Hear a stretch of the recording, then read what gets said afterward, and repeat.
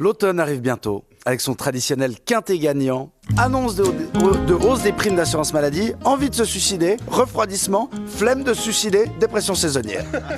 Mais même si vous tombez malade comme moi, rassurez-vous, vous serez toujours en meilleure forme que nos hôpitaux universitaires.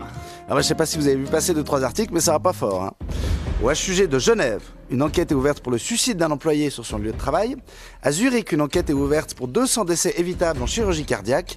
Et au CHUV de Lausanne, 2 enquêtes administratives sont ouvertes. Ils ont tellement d'enquêtes au cul, on ne sait plus si c'est des hôpitaux ou des acteurs français. À part ça, le CHUV, c'est quand même la merde.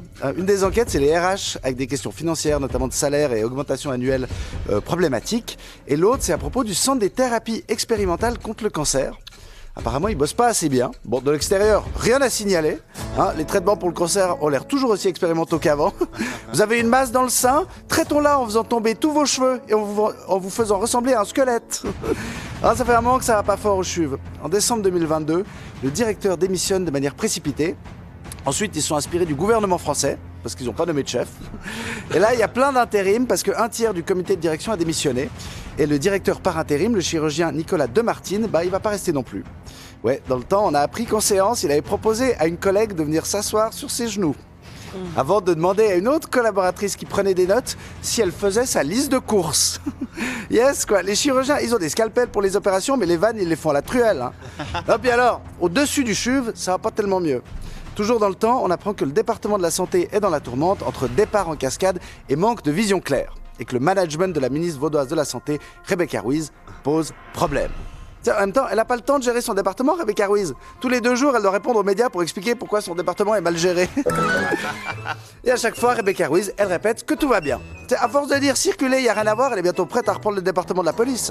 Non, parce que celui de la santé, c'est pas fun. T'as 40% du budget de l'État, mais 200% des emmerdes apparemment.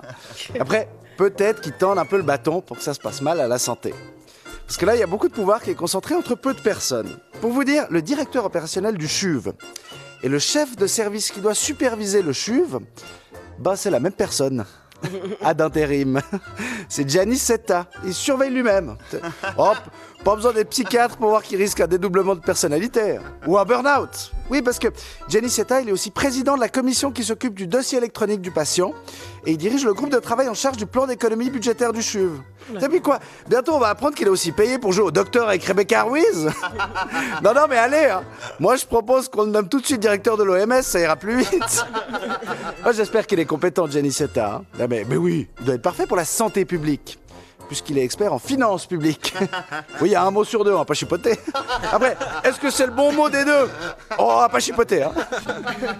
Et c'est bien ça le problème de la santé en Suisse, c'est qu'on sait plus si on parle de santé physiologique ou de santé financière. Parce que comme si ça suffisait pas, on va bientôt nous annoncer 5 à 7% de hausse des primes d'assurance maladie pour 2025.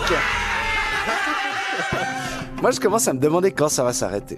Tu sais, il y a bien un moment où il y a quelqu'un de la Confédération qui va venir nous dire « Ah, désolé, on s'est planté. C'est moins cher, en fait. On a les mêmes comptables qu'à l'AVS. » Mais non. À la place, chaque année, on a Veren Arnold de Santé Suisse, le lobby des assurances maladie, qui débarque en septembre pour nous dire « Oui, bonjour. Les primes, ça va augmenter.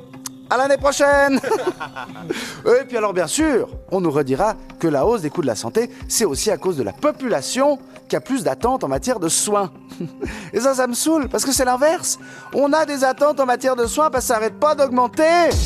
Moi, je paye bientôt 5000 balles par année pour jamais aller à l'hôpital. Je veux bien être solidaire, mais je peux vous dire que le jour où j'y vais à l'hôpital, j'espère bien que les médecins, ils feront sur le stéthoscope pour le réchauffer avant de me plaquer sur la peau.